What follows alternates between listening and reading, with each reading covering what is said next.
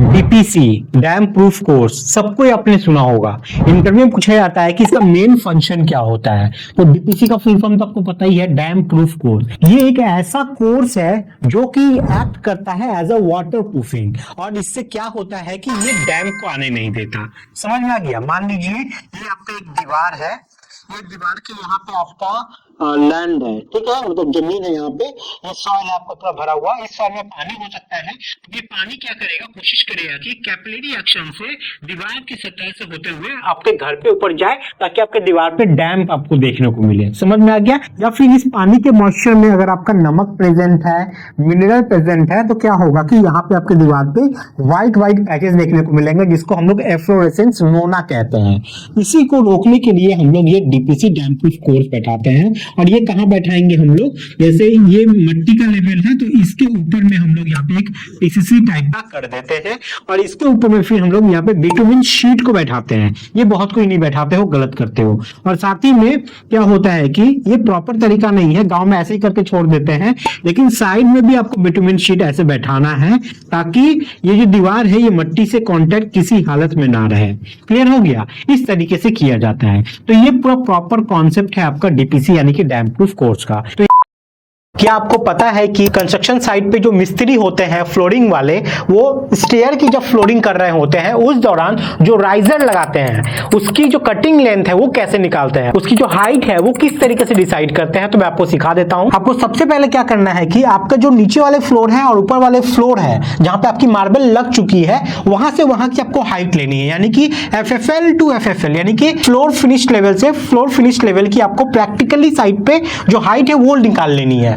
यहाँ पे मान लीजिए कि जो एफएफएल टू एफएफएल जो हाइट निकल के आया है वो 2880 मिलीमीटर का आया है। टोटल नंबर ऑफ राइजर आपको चेक करना है। यहाँ पे टोटल नंबर ऑफ राइजर 9 इसमें है, 9 इसमें है, यानी कि देख लो 1 2 3 4 5 6 7 8 9 और 9 18। जो वर्टिकल वाला ये आप देख रहे हो यही हमारा राइजर है। उसके बाद जो मार्बल हम लोग यहाँ पे यूज कर रहे हैं उसकी थिकनेस यहाँ पे 15 mm लिखी गई है। इस हिसाब से हम लोग जो फ्लोरिंग के लिए मार्बल लगाएंगे उसकी राइजर की हाइट कितनी होगी। ये रेड कलर में जो आप देख रहे हो ये फ्लोरिंग का लगा हुआ है, और हमें अब ये वाला हाइट निकालना है जो हमारा फिक्स होगा यहाँ पे। ठीक है, तो देख लो फॉर्मूला ये होता है height of riser for flooring. आपको सबसे पहले फ्लोर टू फ्लोर हाइट लेना है और उसको डिवाइड कर देना है नंबर ऑफ राइजर से, यानी कि 2880 डिवाइडेड बाई 18, और उसमें आपको एक मार्बल का थिकनेस जो है वो लेस कर देना है। आपको जो आंसर है वो निकल के आ जाएगा। इसका मैं डिटेल कैलकुलेशन अच्छे से मैंने फुल वीडियो बना के यूट्यूब पे डाला हुआ है, आप जाके देख सकते हैं, ताकि आप बारीकी से एक एक चीज वहां पे समझ सके।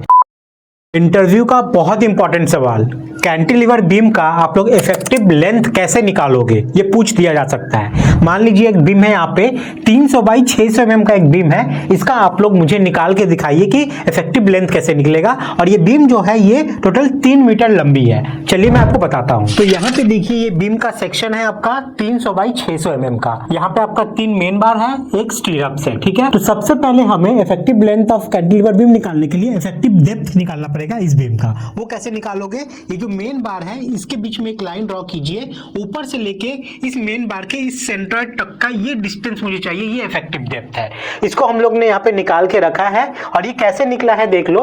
टोटल डेप्थ रहेगा, उसमें कवर माइनस करोगे, स्टीरअप्स का डाई माइनस करोगे, और मेन बार का हाफ डाई माइनस करोगे, आपका यहाँ पे निकल के आ जाएगा। तो टोटल 600 डेप्थ था, उसमें आपको 30 माइनस करना है। स्टीरअप्स का डाया यहाँ पे 10 mm है, वो माइनस कर दीजिए, और मेन बार डाया यहाँ पे 20 था तो आधा माइनस कीजिए, 10 mm माइनस। टोटल आपका निकल के आएगा 5.5 mm। ये आपका इफेक्टिव डेप्थ हो गया। अब यहाँ पे देखिए इफेक्टिव लेंथ का फॉर्मूला क्या होता है, clear span plus effective depth by 2। Value put करोगे आपका आंसर यहाँ पे निकल के आ जाएगा। अगर आपको ये वीडियो पूरे डिटेल में अच्छे से समझना है, एक एक पॉइंट समझना है उसका, तो आप लोग मेरे चैनल लर्निंग सिविल टेक्नोलॉजी पे जाइए, वीडियो आ गई है, जाकर अच्छे से समझ लीजिए। हमारे घर के कंस्ट्रक्शन में कौन सा स्ट्रक्चर सबसे ज्यादा कमजोर होता है, वो होता है हमारा स्टेयरकेस। अगर कोई भी बिल्डिंग फेल होती है ना, तो मान लो कोई चीज अगर फेल होने वाला अगर पहले कैटेगरी में आएगा तो स्टेयरकेस ही आएगा। तो इसका कंस्ट्रक्शन बहुत ज्यादा इंपॉर्टेंट रहता है, और आपको प्रॉब्लम भी ना हो इसमें चढ़ने में, वो भी आपको ध्यान रखना है, क्योंकि ये स्लोप में जाता है, ये स्लैब की तरह फ्लैट नहीं होता, ये स्लोप में रहता है। तो स्टेयरकेस में दो चीज बहुत इंपॉर्टेंट रहता है, वो क्या, एक ट्रेड एक राइजर। और ये ट्रेड और राइजर किसको बोलते हैं, ट्रेड देखिए जिसके ऊपर आप पैर रखते हो ये आपका ट्रेड हो जाता है। और राइजर कौन सा, ये जो वर्टिकल पार्ट देख रहे हो ये आपका राइजर हो जाता है। तो इसका स्टैंडर्ड साइज कितना आपके घर के लिए होना चाहिए ताकि आपको दिक्कत ना हो। मैं गांव में देखता हूं कि बहुत कोई जगह बचाने के लिए ये बहुत कम रख देते हैं, ऐसा नहीं करना है। रेसिडेंशियल बिल्डिंग के लिए मैं बता देता हूं आप लोग को, जो ये ट्रेड है ना ये कम से कम आपका 9 इंची होना ही चाहिए। 10 इंची रखोगे तो ज्यादा अच्छा होता है। और वहीं अगर हम लोग राइजर की बात करें तो इसका स्टैंडर्ड साइज होता है आपका 6 इंची। ठीक है, तो ये साइज को मान के अगर आप सीढ़ी बनाओगे तो आपको चढ़ने में कभी दिक्कत नहीं होगी। बूढ़े से लेके बच्चे से लेके सब आराम से चढ़ पाएंगे। परफेक्ट सीढ़ी बनाने के लिए आप लोग को कितना जगह मिनिमम आपको चाहिए ये अगर आपको जानना है पूरे कैलकुलेशन के साथ तो आप लोग जाके YouTube पे सर्च कीजिए minimum space required for staircase by learning civil technology. Channel का नाम जरूर लिखिएगा तभी जाके मेरा वीडियो ऊपर आएगा। वीडियो को आप लोग के द्वारा बहुत ज्यादा प्यार दिया गया है, अच्छे खासे व्यूज है। इसका मतलब यही है कि वीडियो बहुत अच्छी बनी है, आप लोग के काम की है। इन्फॉर्मेशन कैसा लगा है एक लाइक करके जरूर बताइएगा। और ऐसे ही इन्फॉर्मेशन के लिए आप अभी लर्निंग सिविल टेक्नोलॉजी को फॉलो कर लीजिए, सब्सक्राइब कर लीजिए। बार बेंडिंग मशीन में हम लोग जब बेंड टेस्ट करते हैं ना तो वहां पे मैंड्रेल बोल के एक चीज रहती है। ये मैंड्रेल ये बहुत बड़ा रोल प्ले करता है क्योंकि अलग अलग डाया का स्टील बार है, उसका जो बेंड टेस्ट आप कर रहे हो तो ये मैंड्रेल का जो डाया है ना वो भी बदल जाएगा। मैंड्रेल जनरली देखो ऐसे होगा, बार बेंडिंग मशीन है उसमें ऐसा 2 रहता है और एक यहाँ पे बीच में रहता है, यही मेरा है मैंड्रेल।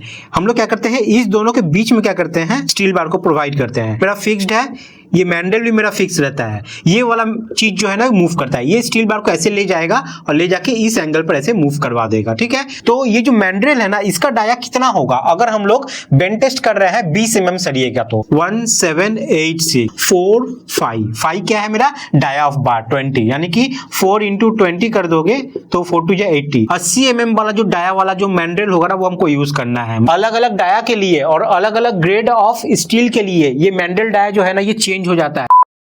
फिनिशिंग का काम करवाने में सैंड का जो इंपॉर्टेंस होता है ना वो बहुत ज्यादा होता है, इसलिए हम लोग को पता भी होना चाहिए कि प्लास्टर करवाते वक्त हम लोग को जो सैंड लेना होगा वो किस जोन का लेना होगा। Zone of sand suitable for internal plaster. देखिए सुटेबल फॉर इसका मतलब ये नहीं कि जो बताया जा रहा है वही, क्योंकि बहुत जगह मिलता नहीं है तो हम लोग क्या करते हैं थोड़ा सा इधर उधर करते हैं, लेकिन सूटेबल यही है। अगर ये मिल जाए तो सबसे बेस्ट होगा। देखा जाए तो जो जोन होती है ना हमारी सैंड की वो होता है जोन 1 2 3 और जोन 4। इसमें देखा जाए ना तो सबसे जो महीन सबसे जो छोटा पार्टिकल होता है वो होता है जोन 4 वाला। ठीक है, जैसे जैसे ऊपर जाओगे आपका जो सैंड का जो पार्टिकल वो बड़ा होता जाएगा। तो सबसे जो कम है 4, इसको हम लोग क्या लगता है प्लास्टर में यूज करते हैं, नहीं, इसको हम लोग फिलिंग पर्पस में यूज करते हैं। हम लोग के लिए जो बेस्ट होता है प्लास्टर के लिए वो होता है आपका जोन 3। समझ में आ गया। अगर आप लोग पूछोगे कि जोन 2 किस में यूज करते हैं तो ये कंक्रीट में आपका यूज होता है। चलिए, तो ये था इन्फॉर्मेशन। कैसा लगा है एक लाइक करके जरूर बताइएगा। और ऐसे ही इन्फॉर्मेशन के लिए आप अभी लर्निंग सिविल टेक्नोलॉजी को फॉलो कर लीजिए, सब्सक्राइब कर लीजिए। इंटरव्यू में आपसे अक्सर पूछा जाता है कि कास्टिंग करवाने के बाद हम लोग को कितने दिन क्यूरिंग करनी पड़ती है। इसका जवाब मैक्सिमम लोगों को पता होता है, लेकिन अगर वो आपसे पूछ दे कि बताओ कि ये आईएएस कोड में कहां पे लिखा हुआ है, तब आप कैसे बताओगे। तो ये वीडियो देखिएगा, समझ में आ जाएगा। हम लोग सभी जानते हैं कि कास्टिंग करने के बाद हम लोग उसको पानी से ढक देते हैं, पॉन्डिंग कर देते हैं या हेशियन क्लॉथ से उसको ढक के रख देते हैं ताकि जो उसके अंदर मॉइस्चर है वो उसके अंदर ही बना रह सके, बाहर ना निकल के चला जाए। Minimum curing period as per IAS code, अगर आप ordinary Portland cement OPC cement use कर रहे हो तो मिनिमम होता है 7 डेज का। या अगर आप कोई ब्लेंडेड सीमेंट यूज कर रहे हो यानी कि उसमें एडमिक्सचर मिला हुआ है, फ्लाई ऐश वगैरह ये सब चीज मिला हुआ है, तो वो सब सीमेंट के लिए आपको मिनिमम 10 डेज करना होता है। ये आईएएस कोड बोलता है। कहां पे लिखा हुआ है, अगर आप आईएएस 456 को खोल के देखोगे आपको जाना है क्लॉज नंबर 13.5.1 में। ठीक है, इसमें आपको मिल जाएगा। ये पेज नंबर आपका 27 में देखने को मिलता है। कॉन्क्रीटिंग जो होती है वो हम लोग अलग अलग जगह पे करवाते हैं, अलग अलग एनवायरनमेंट में करवाते हैं। तो मान लीजिए अगर हम लोग को कॉन्क्रीट करवाना है सी वाटर के अंदर में या ऐसी जगह पे जहां आसपास में सी वाटर मौजूद है, तो ऐसी जगह पे जो हम लोग को पीसीसी करनी है या आरसीसी करनी है वहां पे हम लोग कौन सा ग्रेड मिनिमम पकड़ेंगे, एटलीस्ट। देखिए यहाँ पे एटलीस्ट बोला है इस लोकेशन पे। ठीक है, तो देखिए अगर पीसीसी कर रहे हो आप तो आपको M20 ग्रेड मिनिमम यूज करना पड़ेगा। ये नहीं है कि M20 ही फिक्स है, डिजाइन करके ज्यादा आता है तो ज्यादा करेंगे, लेकिन मिनिमम M20 करना ही करना है। वहीं आरसीसी के लिए M30 ग्रेड मिनिमम पकड़ा जाता है, इसके हायर ही होता है। M30 मिनिमम हमको करना ही करना है, इससे कम हो नहीं सकता। और मैं अपनी मर्जी से नहीं बोल रहा हूं, आईएएस कोड बोलता है। आईएएस 456 में जाओगे, पेज नंबर 21 में जाइएगा। ठीक है, पेज नंबर 21 के क्लॉज नंबर में देखिएगा 8.2.8 में यहाँ पे ये चीज लिखा हुआ है। तो जब भी इंटरव्यू में आपसे पूछता है सी वाटर में कौन सा हम लोग को ग्रेड का कॉन्क्रीट यूज करना चाहिए, पीसीसी और आरसीसी के लिए ये जवाब दे दीजिएगा, यहाँ पे लिखा हुआ है। इंटरव्यू का बहुत इंपॉर्टेंट सवाल कि फ्लेक्सुरल स्ट्रेंथ ऑफ कंक्रीट क्या होता है और कैसे निकालते हैं। 0.7 रूट FCK न्यूटन पर मिलीमीटर स्क्वायर। FCK होता है मेरा characteristic cube compressive strength of concrete in newton पर मिलीमीटर स्क्वायर, यानी कि जो ग्रेड ऑफ कंक्रीट होती है वही मेरा यहाँ पे FCK है। M20 है गया तो 20 यहाँ पे बैठा दो, रूट कर दो और 0.7 से मल्टीप्लाई कर दो, जो भी आंसर आएगा न्यूटन पर मिलीमीटर स्क्वायर में वो आपका फ्लेक्सुरल स्ट्रेंथ ऑफ कंक्रीट आ जाएगा। अभी फ्लेक्सुरल स्ट्रेंथ क्या है? टेंसाइल स्ट्रेंथ हम लोग कंक्रीट का निकालते हैं, वो सेम चीज आपका फ्लेक्सुरल स्ट्रेंथ है। तो मान लीजिए कंक्रीट बिना सरिये के जितना टेंशन ले रहा है उसी चीज को कहा जाता है टेंसाइल स्ट्रेंथ ऑफ कंक्रीट या फ्लेक्सुरल स्ट्रेंथ ऑफ कंक्रीट। मान लीजिए एक क्यूब है, एक क्यूब का आप टेस्ट कर रहे हो जिसके अंदर सरिया नहीं। अब जब टेस्ट करोगे ये फेल होने से पहले तक जितना वो टेंशन ले रहा है, जितना वो आपको वैल्यू देगा वही वैल्यू है ये वाला। कहां पे है? IS कोड 456 में जाना, क्लॉज नंबर 6.2.2 में जाना, पेज नंबर 16 में, वहां पे ये चीज लिखा हुआ है। Arrangement of main bar and distribution bar in slab. जो स्लैब हमारा होता है उसमें मेन बार कौन से लेयर में आएगा, डिस्ट्रीब्यूशन बार कौन से लेयर में आएगा, टॉप में है तो अलग हो जाता है, बॉटम वाले लेयर में अलग हो जाता है, तो कैसे होगा? तो देख लीजिए यहाँ पर ये स्लैब है मेरा, स्लैब में ये बीच वाला लाइन आप टान दीजिए, नीचे जो आ रहा है ये मेरा कौन सा आ रहा है, ये बॉटम रेनफोर्समेंट, ये ऊपर जो है ये आपका है टॉप रेनफोर्समेंट। तो फिर बॉटम को हम लोग क्या करते हैं, फर्स्ट एंड सेकंड दो लेयर में तोड़ते हैं, और जो हमारा टॉप है उसको भी फर्स्ट एंड सेकंड दो में तोड़ते हैं। एक चीज आपको याद रखिएगा, बॉटम में जब हम लोग फर्स्ट लेयर में जो सबसे पहले जो स्टील प्रोवाइड करेंगे ना वो मेरा होता है मेन बार। मेन बार के ऊपर में हम लोग रखते हैं डिस्ट्रीब्यूशन बार। लेकिन हमारा जो टॉप रेनफोर्समेंट है इसमें उल्टा होता है, टॉप फर्स्ट लेयर पे आपका जो ऊपर में जो रहेगा बार वो रहेगा आपका मेन, और जो मेन के नीचे में रहेगा वो आपका रहता है डिस्ट्रीब्यूशन। अगर आपको डिटेल वीडियो देखना है इसका तो आपको जाकर सर्च करना होगा स्लैब रेनफोर्समेंट या slab BBS by learning civil technology, आपको यूट्यूब पे वो वीडियो मिल जाएगी। ये एक यहाँ पे स्टेयर है और इसमें आपका राइजर कितना होने वाला है, ट्रेड कितना होने वाला है, तो लोग कैसे निकालोगे? सबसे पहले तो समझ लीजिए राइजर किसको बोल रहा है। ये जो वर्टिकल पार्ट जितना देख रहे हो ना ये सारा मेरा राइजर है, और ट्रेड कौन सा है जिसपे हम लोग अपना पैर रखते हैं। तो ये मेरा लैंडिंग है, ये भी मेरा लैंडिंग है, यानी कि जब हम लोग सीढ़ी पे चढ़ लेते हैं तो जहां पे जाके हम लोग रेस्ट करते हैं, लैंडिंग किस लिए होती है, रेस्ट करने के लिए। तो देखिए ट्रेड कितना है, 1 2 3 4 5, 5 ट्रेड हुआ, और राइजर देखते हैं कितना हो रहा है। तो राइजर देख लीजिए ये 1 ये 2 ये 3 ये 4 ये 5 और ये 6, तो 6 राइजर। इसका मतलब क्या समझ में आया कि ट्रेड से हमेशा राइजर ना ऑलवेज एक ज्यादा होता है। तो इससे हम लोग फॉर्मूला बोल सकते हैं riser is equal to tread plus 1, यानी कि राइजर क्या होगा, जितना ट्रेड होगा उसमें एक जोड़ देंगे हमारा वो राइजर बन जाएगा। और ट्रेड क्या होगा, अगर राइजर हम लोग को पता है उसमें एक अगर माइनस कर देंगे तो हमारा टोटल ट्रेड निकल जाएगा। अगर आपको डिटेल वीडियो देखना है तो जाके यूट्यूब पे सर्च कीजिए BBS ऑफ स्टेयरकेस, आपको वीडियो मिल जाएगी डिटेल में। बहुत बार क्या होता है कि हम लोग को स्लैब का एनफोर्समेंट करवा रहे हैं, वहां पे डाया ऑफ बार खत्म हो चुका है, मतलब जो लगना था वही खत्म हो गया है। तो हम लोग को क्या करता है, कभी कभी काम चलाना पड़ता है जो अवेलेबल है उससे। तो मान लीजिए एक स्लैब है, यहाँ पे इस स्लैब में जो सरिया लग रहा था, मतलब 10 का सरिया लग रहा था at the rate 150 centre to centre, लेकिन किसी कारणवश हम लोग का 10 का सरिया जो है वो खत्म हो चुका है, और हमारे साइड पे क्या है कि 12 का जो सरिया है ना वो अवेलेबल है। तो उस इमरजेंसी सिचुएशन के लिए जब आप लोग कैसे डिसीजन लोगे, कैसे निकालोगे, यहाँ पे डाया का स्क्वायर बाई डाया का स्क्वायर इज इक्वल टू यहाँ स्पेसिंग। अब यहाँ पे कौन सा डाया डालना है जो हमारे साइड पे अवेलेबल नहीं है, तो यहाँ पे हम लोग क्या करेंगे 10 का स्क्वायर कर देंगे, भाई नीचे और एक डाया का स्क्वायर करेंगे कौन सा जो अवेलेबल है, तो 12 का है तो 12 का स्क्वायर। यहाँ पे स्पेसिंग लेना है जो हमारा नॉट अवेलेबल वो 150 यहाँ पे लिख दीजिए, और ये स्पेसिंग हम लोग को यही तो निकालना है। तो इस पे मैंने डिटेल वीडियो बना रखा है कैलकुलेशन सब करके, आपको सीखना है तो आप जाके YouTube पे सर्च कीजिए what to do if specified dia of bar is not available at site by learning civil technology, आपको बेस्ट वीडियो मिलेगा। मान लीजिए आप ऐसे इंटरव्यू के लिए जा रहे हैं जहां पे मिक्स डिजाइन के लिए आपको बुलाया गया है या क्वालिटी कंट्रोल के लिए आपको बुलाया गया है, तो ये सवाल पूछने का बहुत ज्यादा चांसेस बढ़ जाता है। वहां पे सवाल क्या है, chemical responsible for initial setting of time. अब सीमेंट बहुत चीज से बना होता है, बहुत सारे केमिकल्स के अंदर काम करते रहते हैं, ठीक है। तो ऐसा वो कौन सा केमिकल है, कौन सा चीज है, कौन सा मेन कंस्टिट्यूएंट है एक सीमेंट के अंदर में जो कि उसको सेट होने में मदद करता है। तो उसी इनिशियल सेटिंग को बढ़ाने के लिए, होने के लिए कौन सा केमिकल कंपाउंड है जो कि उसको बहुत ज्यादा मदद करता है। तो हमेशा इसका जवाब जो है याद रखिएगा, try calcium aluminate, try calcium aluminate. और इंटरव्यू में मिक्स डिजाइन से भी क्वेश्चन पूछा जाएगा। मिक्स डिजाइन जिन्हें नहीं पता, मैंने YouTube पे बहुत अच्छा वीडियो बना के रखा हुआ है, mix design by learning civil technology, search कीजिए आपको वो वीडियो मिल जाएगा। और मैं गारंटी लेता हूं कि आपको पूरे YouTube पे ऐसा वीडियो नहीं मिलेगा।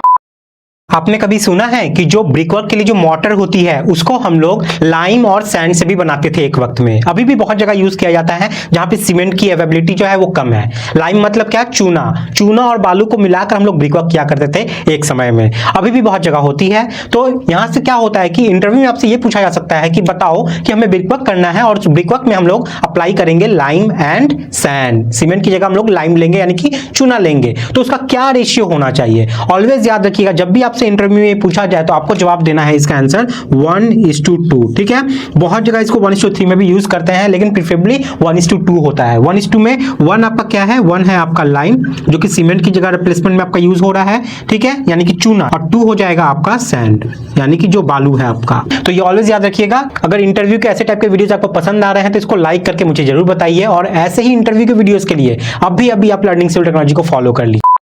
बार बेंडिंग शेड्यूल कर रहे हो तो आपको वहां पे सबसे पहले एक बेसिक चीज जानना होता है कि आपको वजन कैसे निकालना होता है अलग अलग डाया बार का। जैसे देख लो, वेट ऑफ स्टील बार पर मीटर, एक मीटर का अगर आप निकालना जान जाओगे फॉर्मूला के हिसाब से, तो जितना मीटर लंबा हो आप खुद से निकाल लोगे। तो मान लीजिए 6 mm का सरिया है, 8 mm का सरिया है, 10 mm का सरिया है, 12, 16, 20, 25, 32, जितना भी mm का सरिया है, 40 mm का है, आपको क्या करना है, ये वाला 1 मीटर वाला याद रख लेना है। मान लीजिए 1 मीटर का एक सरिया है, वो 6 mm का है, 8 mm का कितना का भी है। अगर 6 mm का है तो 0.222 kg होता है, 8 mm का है तो 0.395 kg होता है। ये सब कैसे आ रहा है 1 मीटर का, ये फॉर्मूला आपको याद रखना है, d²/162। मान लीजिए 8 mm का करें हम लोग, 8 mm का 1 मीटर का सरिया काट लिए, इसको वजन करना है तो कैसे करोगे, d² मतलब 8 का स्क्वायर 162, ये करिएगा, देखिएगा 0.395 kg आपका आ जाएगा। इस तरीके से आप सारा निकाल सकते हैं।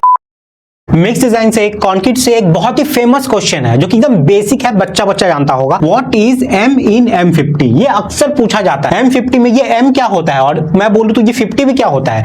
M का मतलब होता है आपका मिक्स, और ये 50 क्या है, ये 50 है आपका ग्रेड ऑफ कंक्रीट। लेकिन आप इंजीनियर हो, आप ग्रेड ऑफ कंक्रीट बोलोगे तो इंटरव्यूअर आपको वहां पे नाप लेगा और समझ जाएगा कि आपको नहीं आता है। तो आपको क्या जवाब देना है इस 50 वाले के लिए, यह है आपका characteristic compressive strength of a cube whose size is 150 mm into 150 mm into 150 mm after 28 days of। एक क्यूब लेना जिसका साइज ये रहेगा, उसको 28 दिन तक क्यूरिंग करना है, उसके बाद उसका हम लोग कैरेक्टरिस्टिक कंप्रेसिव स्ट्रेंथ निकालेंगे। वही चीज है हमारा ये वाला 50 कैरेक्टरिस्टिक कंप्रेसिव स्ट्रेंथ। समझ में आ, इसका जो यूनिट होता है ये कितना होता है, ये होता है आपका न्यूटन पर मिलीमीटर स्क्वायर या मेगा पास्कल। इंफॉर्मेशन कैसा लगा है जरूर बताइएगा।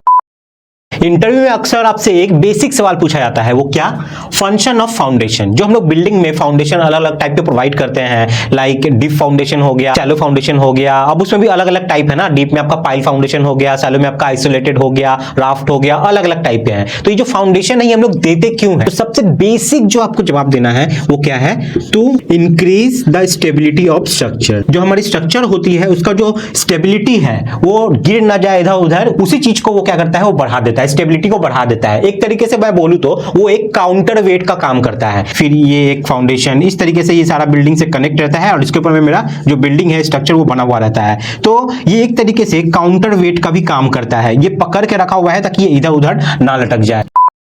सीढ़ी का कंस्ट्रक्शन करते वक्त हम लोग को अक्सर एक चीज बहुत ज्यादा ध्यान देना होता है कि वो सीढ़ी का, वो स्टेयर का एंगल हम लोग कितना रख सकते हैं। क्योंकि अगर ये जो सीढ़ी है इसका अगर एंगल आप ज्यादा रख दोगे तो चढ़ने में दिक्कत होगी, तो क्या होगा कि हम लोग को ज्यादा मेहनत करना पड़ेगा, वहां पे ज्यादा वर्क डन करना पड़ेगा। इसलिए आईएएस कोड बोल देता है कि ये जो सीढ़ी का एंगल है ना, ये एंगल कितना होना चाहिए हमारा। तो अगर आप आईएएस कोड 456 देखते हैं है ना, तो उसमें बता दिया गया है कि हमें जो स्टैंडर्ड एंगल रखना है वो 25 डिग्री से लेके 40 डिग्री के बीच में रखना है। ये एंगल अगर आप रखते हो तो आप लोगों को सीढ़ी में ज्यादा चढ़ने में दिक्कत भी नहीं होगी, और जो स्टेप्स है वो भी ज्यादा नहीं होंगे, हम लोग को ज्यादा वर्क डन नहीं करना पड़ेगा, ज्यादा मेहनत नहीं करना पड़ेगा। अगर आप लोग को स्टेयर का बीबीएस निकालना नहीं आता है तो आप लोग जल्दी जाइए यूट्यूब पे और सर्च कीजिए BBS of staircase by learning civil technology. आपको डिटेल एक बना हुआ वीडियो आपको मिल जाएगा जिससे आपको बहुत ज्यादा नॉलेज मिलने वाला। जब भी हम लोग डिजाइन कर रहे होते हैं ना, तो उस वक्त हम लोग को डेड लोड निकालना पड़ता है स्ट्रक्चर का। डेड लोड सिर्फ स्ट्रक्चर का मतलब सिर्फ कंक्रीट स्टील का नहीं होता है, अगर पुट्टी किया हुआ है तो उसका भी डेड लोड होगा, पेंट किया हुआ है तो उसका डेड लोड होता है, सीलिंग में प्लास्टर हो रहा है उसका डेड लोड होता है। तो अलग अलग मटेरियल का अलग अलग डेड लोड आप लोग कैसे निकालोगे, तो देख लीजिए। अगर आप आईएएस कोड 875 पार्ट 1 में जाओगे ना, तो वहां पे आपको सबका यूनिट वेट, हर एक मटेरियल को जो यूज होता है हमारे कंस्ट्रक्शन सेक्टर में, उसका आपको डेड लोड मिल जाएगा। उसी आईएएस कोड से जाके हम लोग यूनिट वेट लेते हैं और उसको डेड लोड निकालने में हम लोग मदद करते हैं। अब यहीं से आपको डेड लोड निकालने के लिए यूनिट वेट ऑफ मटेरियल आपको लेना है। ये कहां पे लिखा हुआ है? ये देखिएगा IS 456 में भी लिखा हुआ है। 456 का अगर आप क्लॉज नंबर चेक करोगे 19.2.1 यहाँ पे देखिएगा जाकर, वहां पे लिखा हुआ है। अगर आपके पास IS कोड 875 पार्ट 1 ये सब नहीं है, civilpdf.com पे जा सकते हैं। इस वेबसाइट पे सभी आपको इंपॉर्टेंट IS कोड है वो आपको मिल जाते हैं। तो इन्फॉर्मेशन कैसा लगा है लाइक करके जरूर बताइएगा, और ऐसे ही इन्फॉर्मेशन के लिए आप अभी लर्निंग सिविल टेक्नोलॉजी को फॉलो कर लीजिए, सब्सक्राइब कर लीजिए। TMT बार की क्वालिटी को चेक करने के लिए हम लोग बेंड टेस्ट रिबेंड टेस्ट करते हैं, और ये रिबेंड टेस्ट बेंड टेस्ट हम लोग बार बेंडिंग मशीन में जनरली करते हैं। बार बेंडिंग मशीन आपने देखा होगा, ऐसे होगा। इसमें क्या होता है, एक यहाँ पे लोहा का सिलेंडर रखा रहता है, एक यहाँ पे रहता है और एक बीच में रहता है। ये बीच वाला को ही मैंडल कहा जाता है। हम लोग क्या करते हैं, इसमें बीच में से सरिया लगाते हैं और ये वाला जो पार्ट है ये मूव करता है, ये इधर मूव करेगा, मूव करके ये सरिया को ऐसे करके अलग अलग एंगल में ऐसे मोड़ देता है। उसके बाद हम लोग चेक करते हैं कि यहाँ पे कोई क्रैक व्रैक आया है कि नहीं। तो ये जो मैंड्रेल है ना, ये बहुत इंपॉर्टेंट है, क्योंकि ये मैंड्रेल का जो डाया है ये अलग अलग होता है। ये किस पे डिपेंड करता है? ये आपका डिपेंड करता है ग्रेड ऑफ स्टील के ऊपर और डाया ऑफ स्टील के ऊपर, ठीक है। इस दोनों के हिसाब से इसका जो डाया है ना मैंड्रेल का, ये चेंज होता रहता है। ये मैंड्रेल का डाया कितना होना चाहिए, कहां पे दिया गया है? ये आपका दिया गया है IS 1786 में। डिटेल में जानना है यूट्यूब पे जाकर सर्च कर लीजिए bend test and rebend test by learning civil technology. Information कैसा लगा है एक लाइक करके जरूर बताइएगा, और ऐसे ही इन्फॉर्मेशन के लिए आप अभी लर्निंग सिविल टेक्नोलॉजी को फॉलो कर लीजिए, सब्सक्राइब कर लीजिए।